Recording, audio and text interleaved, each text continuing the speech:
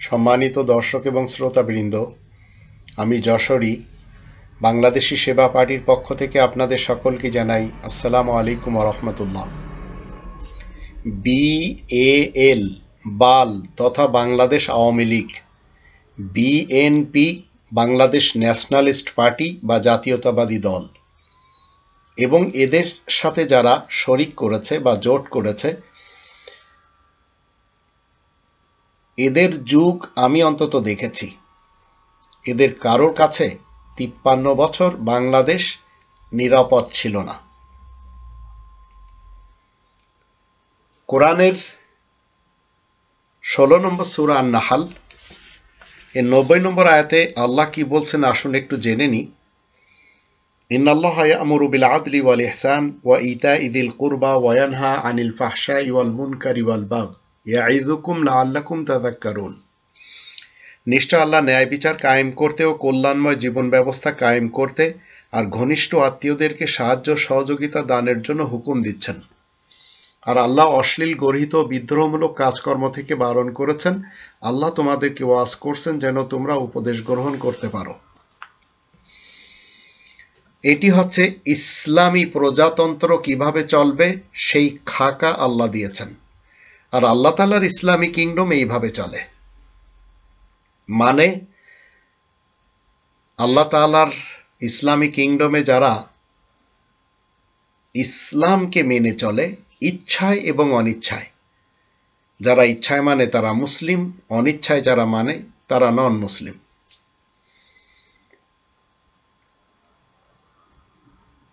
সাধারণ মানুষের মন যদি আমি জয় করতে চাই, তাহলে মানুষের সাথে 2 নম্বর সূরা আল বাকারার 83 নম্বর আয়াত এবং 17 নম্বর সূরা বানী ইসরাইলের 53 নম্বর আয়াত মতে সুন্দর কথাবার্তা বলতে হবে।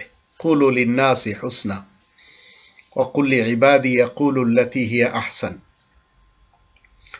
22 নম্বর সূরা আল হজ এর 30 নম্বর আয়াত মতে মিথ্যা পরিহার করতে হবে। ওয়াজতানিবু কাওলাজ জুর। তো এখন ইন্নাল্লাহা ইয়া'মুরু বিল আদলি ওয়াল ইহসান,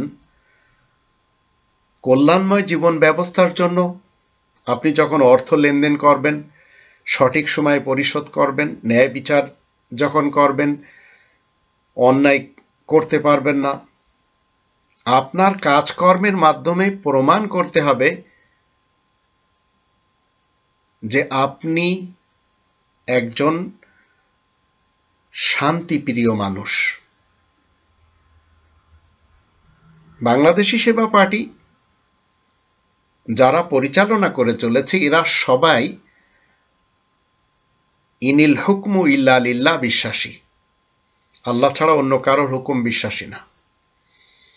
তো আপনারা যদি আল্লাহ তাআলার আইন চান, তাহলে সৎ লোকের শাসন আপনাদের দরকার পড়বে। আর যদি আপনারা মনে করেন যে যেভাবে 50 বছর 53 বছর ধরে চলে এসেছে এইভাবে চলুক, আবার যারা এখন মনে করে চলেছেন যে আমরা হিফাজতকে আনবো বা তরিকতকে আনবো বা জামাত ইসলামকে আনবো, এরাই তো এদের সাথে ছিল। আবার 1971 সালের ঘটনা নিয়ে বাংলাদেশ জামাত ইসলামকে এখন তো ক্লিয়ার করা উচিত। আমি বাংলাদেশি সেবা পার্টির পক্ষ থেকে এটি আপনাদের সামনে তুলে ধরছি। দ্বীন ইসলাম যদি রাজনীতি থেকে আলাদা করা হয়, যেমন মির্জা ফখরুল ইসলাম আলমগীর সাহেব বলেছেন কোরআনের সাথে রাজনীতির কোনো সম্পর্ক নেই। তো রাজনীতির সাথে যদি কোরআন না থাকে, তাহলে সেটি হবে লুটপাটের এবং অনৈতিক কাজের হাতিয়ার। ইসলাম থেকে রাজনীতিকে আলাদা করার সুযোগ নেই।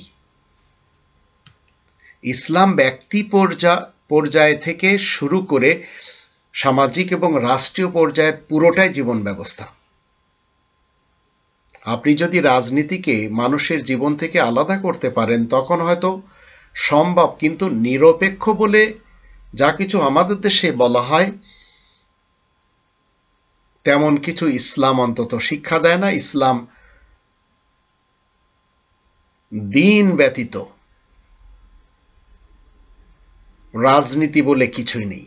যদি দিন না থাকে রাজনীতিতে, তাহলে মনে রাখবেন সেটি রাজনীতি না, সেটা দুর্নীতি, যেটি 53 বছর থেকে আমরা এই দুটি ফ্যামিলির লোকদের কাছে দেখেছি। এরা কিন্তু সবাই গণতন্ত্র বিশ্বাসী।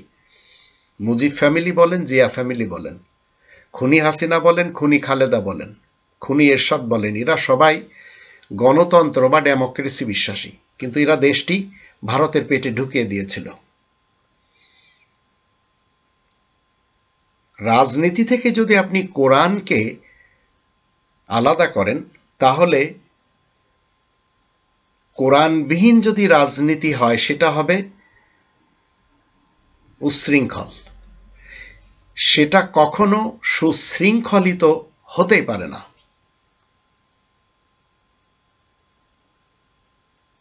ধর্ম নিরপেক্ষ রাজনীতি এটি বন্ধ হতেই হবে।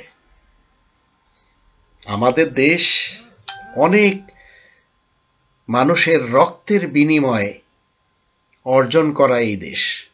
এই দেশের রাজনীতি থেকে আপনি যদি আল্লাহ তাআলাকে বাদ দেন, দ্বীন ইসলামকে বাদ দেন,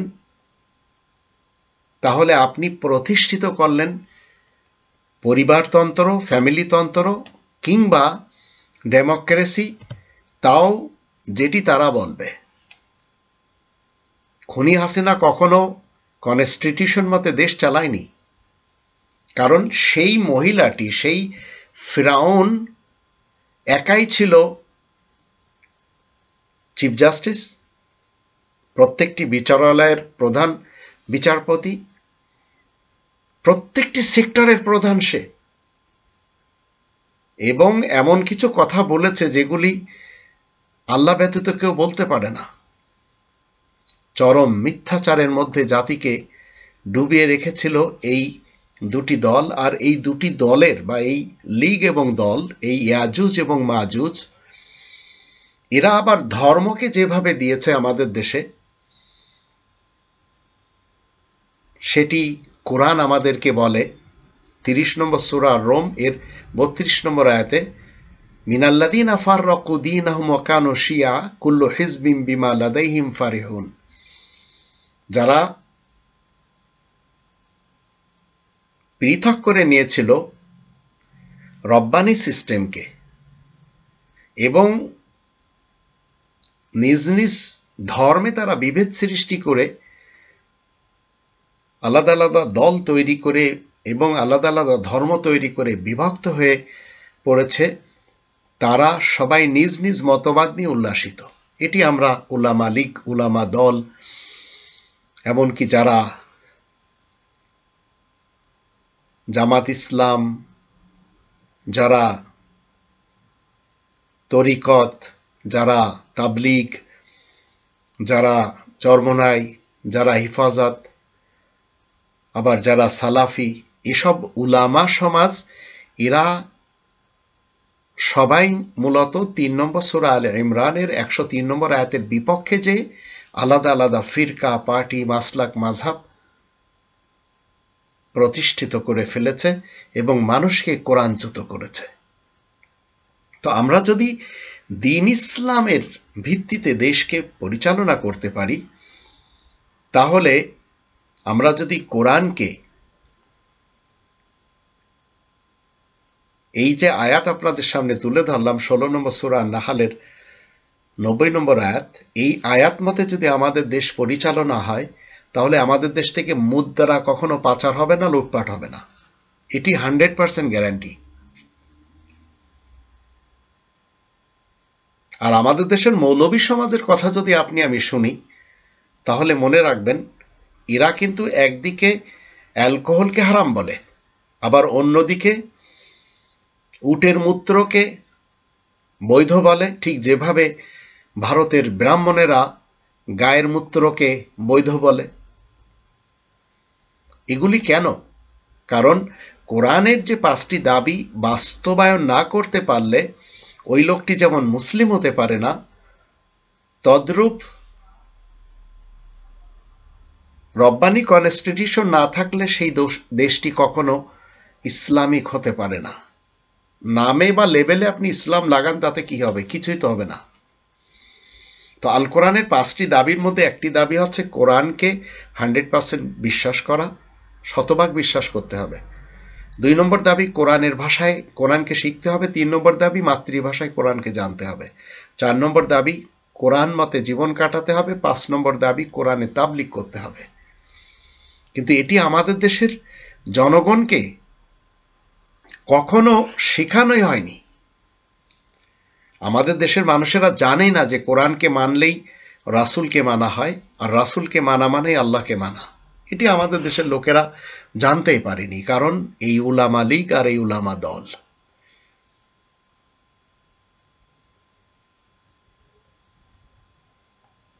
কনস্টিটিউশন হিসেবে আমাদের সামনে ডেমোক্রেসি আনা হয়েছে, আর আমি সেই কনস্টিটিউশন স্টাডি করেছি, যতবার পরিবর্তন হয়েছে। কিন্তু আমাদের দেশের কনস্টিটিউশন বলতে মুজিব ফ্যামিলি যা বলবে সেটি তার যুগে, জিয়া ফ্যামিলি যা বলবে সেটি কনস্টিটিউশন তার যুগে। তো পৃথিবীর সবচেয়ে ভয়ঙ্কর প্রাণী আমরা আমাদের দেশেই দেখতে পেয়েছি, যারা নিজেদের স্বার্থের জন্য কোনো কনস্টিটিউশন মানে না। মৌলবীদের আমরা দেখতে পেয়েছি তারা তাদের মাদ্রাসাগুলি তৈরি করেছে কোরআনের নামে, কিন্তু সেখানে বলৎকার করা হয়, সেখানে ধর্ষণ করা হয়। তো এই ধর্মের খোয়ার মাদ্রাসাগুলির উদ্দেশ্য কি? মানুষ যেন মসজিদ থেকে বেরিয়ে মাদ্রাসামুখী হয়। ঠিক যেমন তাবলিগি জামাতের একটি বিশেষ কাজ কি? মানুষকে মসজিদ থেকে বের করে ঢাকার টঙ্গীর মাঠে এনে জমা করা। ইদানিং আমরা দেখতে পাচ্ছি বিভিন্ন মিডিয়ার মাধ্যম দিয়ে ছোট ছোট মাদ্রাসা ছাত্রদের দিয়ে কাশবন পুড়িয়ে দিচ্ছে। এদের কাছে জিজ্ঞাসা করা হলো যে আপনারা কাশবন কেন পোড়াচ্ছেন? তো কারণ বয়ান করছে যে এই কাশবনের ভিতরে অনেক মেয়েরা এসে রং ঢং করে, তারা যেন রং ঢং করে ছবি না তুলতে পারে, তাই কাশবন আমরা জ্বালিয়ে দিচ্ছি। এ হচ্ছে এদের মেন্টালিটি। তৈরি করেছে কারা? এই ধর্মজীবী আগুনখোর বক্তা হুজুরেরা। এই খয়রাত করে মাদ্রাসা যারা পরিচালনা করে মুহতামিম, এদের কারণেই এই সব শিক্ষা হচ্ছে। এদেরকে শিক্ষা দেওয়া হচ্ছে মাটি দিয়ে ঢেলা বানাতে হবে, টয়লেটে গেলে 5টি বা 3টি বা 7টি ঢেলা নিতে হবে। তো এই সিস্টেম যদি ঢাকা শহরে এই ঢেলা সিস্টেম তৈরি করা হয়, তাহলে কারোর টয়লেট বন্ধ না হয়ে পারবে? এ হচ্ছে এদের মেন্টালিটি। ইসলাম এগুলি বলে না কখনো। আমরা তো গর্বিত যে আজ স্বাধীন বাংলাদেশের যিনি পরিচালকের দায়িত্ব নিয়েছেন ডক্টর মোহাম্মদ ইউনূস, ইনাকে সৌদি আরবে ইন্টার 3rd ইয়ারের ইংরেজি বইতে পড়ানো হচ্ছে। জাপানেও তাই, আমেরিকাতেও তাই, আরো অনেক দেশে। তো আমি একজন বাংলাদেশী হিসেবে এই মহান ব্যক্তিকে নিয়ে গর্বিত করতে পারি। যে ব্যক্তি কি বলেছেন, যিনি বলে চলেছেন যে 84 বছর বয়স ওনার, উনি এ যাবৎ পর্যন্ত কোনো ধরনের বদনাম পৃথিবী থেকে কোড়াননি। উনি চান না বাংলাদেশে, যখন উনি এই দায়িত্ব নিলেন, উনি চাচ্ছেনই না যে কেউ ওনাকে বদনাম করুক। তো উনি দেশকে, যে আয়াতটি আপনাদের সামনে আমি তুলে ধরলাম, ইন্নাল্লাহা ইয়া'মুরু বিল আদলি ওয়াল ইহসান ওয়া ইতাই যিল কুরবা ওয়া ইয়ানহা আনিল ফাহশাই ওয়াল মুনকারি ওয়াল বাগই ইয়া'iযুকুম লাআল্লাকুম তাযাক্কারুন। এই আয়াতের দৃষ্টিতে যখন ডক্টর মোহাম্মদ ইউনূসকে আমরা দেখি, তখন উনি কি বললেন? যে আমরা একটি ফ্যামিলির 18 কোটি মানুষ, হিন্দু, বৌদ্ধ, খ্রিস্টান, মুসলমান, শিয়া, সুন্নি, সালাফি সবাই। কিন্তু আমাদেরকে কি করতে হবে এখন? ওনার সাথে দিতে হবে। আমরা এই রাজনীতি চাই না, যে রাজনীতিতে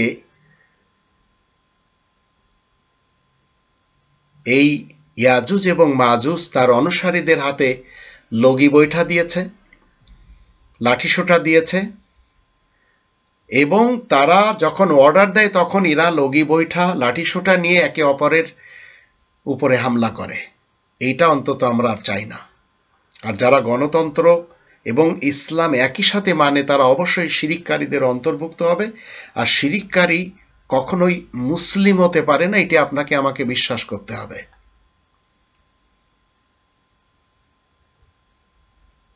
এখন আপনারা এই ইয়াজুজ এবং মাজুজ এই দুটি পার্টির অন্তর্ভুক্ত হবেন? তাহলে মনে রাখবেন, আপনি যে কনস্টিটিউশন মানতে চাচ্ছেন সেই কনস্টিটিউশন নিয়ে কিয়ামতের মাঠে আপনার কাছে জিজ্ঞাসা করা হবে না, একমাত্র কোরআন ব্যতীত আর কোনো কনস্টিটিউশন নিয়ে কেউ জিজ্ঞাসিত হবে না। তো আপনি কোরআনের 5টি দাবিও মানবেন না, আবার যারা শুধু কোরআনকে কনস্টিটিউশন হিসেবে মেনে চলেছে তাদেরকে আপনি কাফের ফতোয়া দিবেন, যেমন শেখ আবু বকর জাকারিয়া সাহেব দিয়েছেন, যারা শুধু কোরআন মানবে তারা কাফের। মতিউর রহমান মাদানী ভারতের রয়ের একজন মৌলবী সৌদি আরবে বসে বলছেন যে শুধু কোরআন মানবে সে কাফের। শেখ আহমদুল্লাহ হুজুরও সেই একই কথা বলেছেন। আব্দুল্লাহ বিন আব্দুর রাজ্জাক তিনিও একই কথা বলেছেন। তো এরা যে কোরআন মানার পাশাপাশি মানুষের লেখা ধর্মগ্রন্থ মেনে কাফের হচ্ছে, সেটি আমরা কেউ বলতেও রাজি না। কোরআন যখন আপনি আমি পড়ি তখন কোরআন আমাদেরকে কখনো কিন্তু এটি শিক্ষা দেয় না যে আপনাকে আমাকে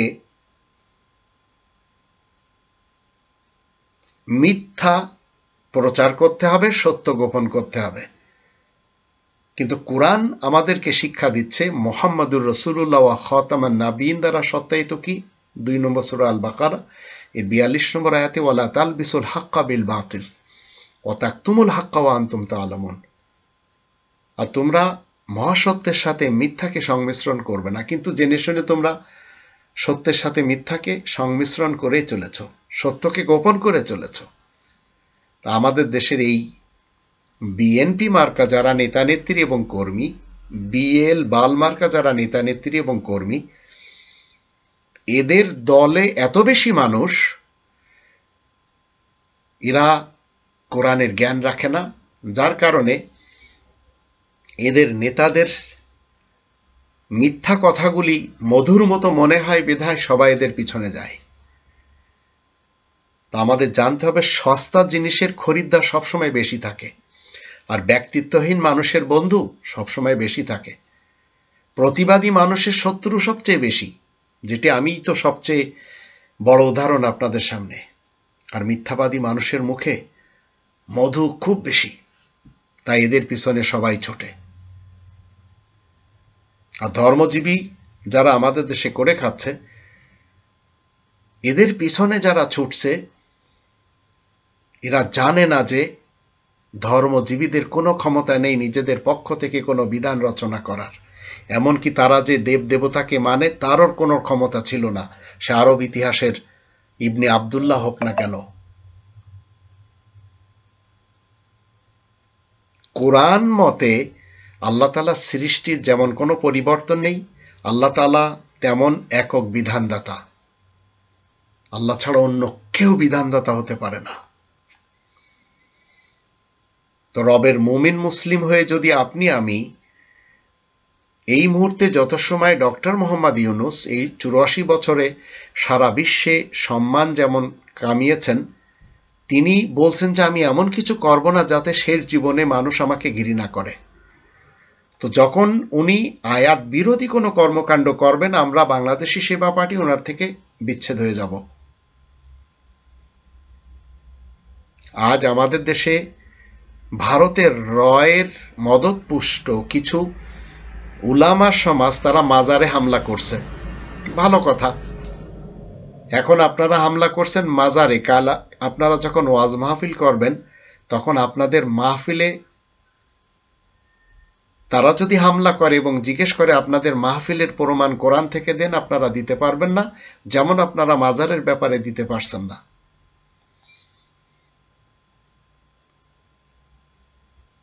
তো ভারতের যারা গোবর খায়, যারা গোমূত্র পান করে, তাদের কথাই শুনছেন? এই গোবর এমন একটি জিনিস, যে জিনিসটি যদি আপনি এবং আমি ভারতের মাটিতে দেখি, তো এই গোবর ভারতের এক অংশ লোকেরা খাচ্ছে। গরুর দুধের পরিবর্তে মূত্র ক্রয় করে খাচ্ছে। যেমন মুসলমান শিয়া সুন্নি সালাফি সমাজ বুখারীর রেওয়ায়েত মতে উটের মূত্র কিনে খাচ্ছে। তো গোবর শুকিয়ে গেলে জ্বালানি হওয়া উচিত, আর জমিতে গেলে জৈব সার হওয়া উচিত, আর জলাশয়ে গেলে মাছের খোরাক হওয়া উচিত। কিন্তু এটি যখন হিন্দুইজম বা হিন্দুত্ববাদের দিকে যায়, তখন এটি তাদের প্রসাদ হয়ে যায়। তো এই প্রসাদ খাওয়া এদের অধীনে আপনি এসে নিজ দেশের মানুষের বুকে গুলি চালাচ্ছেন, নিজ দেশের মানুষের বানানো মাজারে হামলা করছেন। তো আপনারা একটু চিন্তা করে দেখুন, করছেনটা কি? যা করার কথা সেটি আপনারা করছেন না। সত্য বলা তো দূরের কথা, আপনারা তো সত্য শুনতেও পছন্দ করছেন না। আর রাজনীতি, এই যে ইয়াজুজ এবং মাজুজ যেভাবে 53 বছর ধরে করে চলেছে, এরা তো রাজনীতি করেনি, এরা সবাই এক একজন আস্ত বড় বড় এদেশের ডাকাত, লুটপাটকারী। এরা আমাদের দেশের রাজনীতি নাম দিয়ে ব্যবসা করেছে। আর বাংলাদেশি সেবা পার্টি মানুষের সেবা করার জন্য 8 নম্বর সূরা আল আনফালের প্রথম আয়াতের দৃষ্টিতে খনিজ সম্পদ 18 কোটি মানুষের মাঝে সুষ্ঠুভাবে বন্টন করে দেওয়ার জন্য আপনাদের সকলের সাপোর্ট চাচ্ছে। তাতে যারা বাংলাদেশি সেবা পার্টির সেবক সেবিকা, তারাও তাদের অধিকার পাবে, 18 কোটি মানুষ সবাই পাবে। সবাই যখন পাবে, এরাও পাবে। তাই এরা ডাকাতি করছে না, এবং এরা দুর্নীতিতে বিশ্বাসী না। 1971 সালের ইতিহাস আমরা দেখেছি, যারা পালিয়ে ভারতে গিয়েছে তারাই 1975 সালে ভারতে পালিয়েছে, আবার 2024 সালে তারাই ভারতে পালাচ্ছে। তো ইয়াজুজ মাজুজের পিছনে যেই আপনার কি হবে? কোনো কল্যাণ? কখনো আপনার কোনো কল্যাণ হবে না। কল্যাণ যদি আপনার আমার দরকার হয়, তাহলে কল্যাণের জন্য যে গ্রন্থ আল্লাহ দিয়েছেন সেটি হচ্ছে আল্লাহ তাআলার পক্ষ থেকে পাঠানো কনস্টিটিউশন। তো আপনি আমি যদি মনে করি যে আল্লাহ রাব্বুল আলামিন আমাদেরকে যে কনস্টিটিউশন দিয়েছেন এটি বাদ দিয়ে গণতন্ত্রের, রাজতন্ত্রের, সমাজতন্ত্রের, মূল্যতন্ত্রের কনস্টিটিউশনে আপনি সুখ পাবেন না। আমরা যদি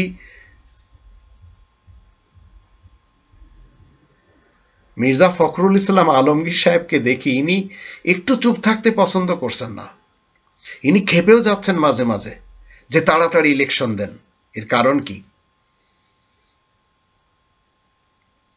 আবার অনেকে হুঁশিয়ারি দিচ্ছেন ডক্টর মোহাম্মদ ইউনূসকে, আবার হুঁশিয়ারি দিচ্ছেন সেনা প্রধানকে। এখন তো প্রকাশ্যভাবে কথা বলতে পারছে আমাদের দেশের লোকেরা। জামাতের সাথে চরমনের যে আকীদাগত দ্বন্দ্ব, সেগুলি এখন ভুলে যে এরা এক হচ্ছে সিট নেওয়ার জন্য। এরাই কিন্তু এই দুই দলের কাউকে না কাউকে সাপোর্ট করে এই 53টি বছর কাটিয়েছে।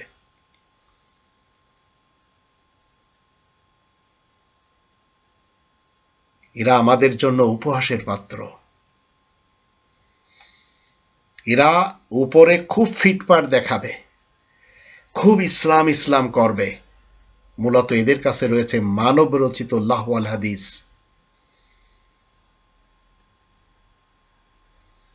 এক শ্রেণীর ইয়াজুজ মাজুজের দল তারা খুনি হাসিনার ব্যাপারে বলছে তিনি তো পদত্যাগ করেননি, পদত্যাগ করলে পদত্যাগপত্র কোথায়? আবার খুনি হাসিনার পক্ষ থেকে বলা হচ্ছে তিনি তো গণহত্যার দায়ে, তিনি যে গণহত্যা করেছেন তার জন্য গণপিটুনির ভয়ে পালিয়ে এসেছে। তো যে পালিয়ে যায় তার আবার পদত্যাগপত্র লাগে? বিপ্লব আমাদের দেশে এসেছে, বিপ্লবী হওয়ার জন্য প্রথম যে শর্ত সেটি হচ্ছে শিক্ষিত হতে হয়। তো শিক্ষিতরাই তো বিপ্লব এনেছে। এখন সংস্কারের সুযোগ যদি হাতছাড়া হয়, মনে রাখবেন বাংলাদেশ নামক এই ভূখণ্ড কোনোদিন রাষ্ট্র হিসেবে থাকবে না। আর এটি শুধু আমি একাই বলছি না, ডক্টর মোহাম্মদ ইউনূসও বলেছেন, আরো অনেকে বলে চলেছেন যারা শিক্ষিত। আল্লাহ আমাদের সবাইকে সঠিক কথা সঠিক সময়ে বলার তৌফিক দান করুন, নইলে আমরা যে জায়গাতে এসে দাঁড়িয়েছিলাম, আমরা ভারতের পেটে ঢুকেছিলাম, আমাদেরকে ঢুকে দেওয়া হয়েছে, যার ফলে ভারতের আমাদের শিক্ষা ব্যবস্থা, আমাদের চিকিৎসা ব্যবস্থা, আমাদের সব কিছু শেষ করে দিয়েছে। এখন নতুন করে দেশ গড়তে হবে। এই গড়ার জন্য আমাদের সকলকে সোচ্চার হতে হবে। আর এই ইয়াজুজ এবং মাজুজ এদের থেকে অন্তত আল্লাহ তাআলার কাছে সকাল সন্ধ্যা পানা চেয়ে নিতে হবে। আর এদের সাথে যারা সম্পৃক্ত ছিল, এখন নতুন করে তারা আবার ইলেকশনে আসতে চাচ্ছে, সেই মুনাফিকিনদের জামাত, এদেরকে বয়কট করতে হবে। এরা কখনো আপনাকে আমাকে সুখ দিবে না, কারণ এরা, ডাক্তার শফিকুর রহমান সাহেব অলরেডি বলেই বসেছেন যে ভারত নাখোশ হবে এমন কাজ তিনি করবেন না। মুনাফিকিনদের চরিত্র হচ্ছে এই। তাই আসুন আমরা সবাই রব্বানি কনস্টিটিউশন মতে যতদিন ডক্টর মোহাম্মদ ইউনূস এই দেশকে আগে বাড়াবেন আমরা তার সাথে দিই। আর বাংলাদেশি সেবা পার্টি ওয়ান ইলা বিশ্বাসী, একক হুকুমদাতা বিশ্বাসী, রব্বানি কনস্টিটিউশন বিশ্বাসী। আর রব্বানি কনস্টিটিউশন মতে যখন এই দেশ চলবে, 18 কোটি মানুষ সবাই কোটিপতি হবে, তাতে কিঞ্চিত সন্দেহ নেই। কারণ আল্লাহ রাব্বুল আলামিন আমাদেরকে দিয়েছেন খনিজ সম্পদ, আর এই খনিজ সম্পদের উপরে 18 কোটি মানুষের সমান অধিকার রয়েছে। একটু চিন্তা করে দেখুন আপনাদের কি করতে হবে, কোন লোকদের সাথে দিতে হবে, কেন দিতে হবে।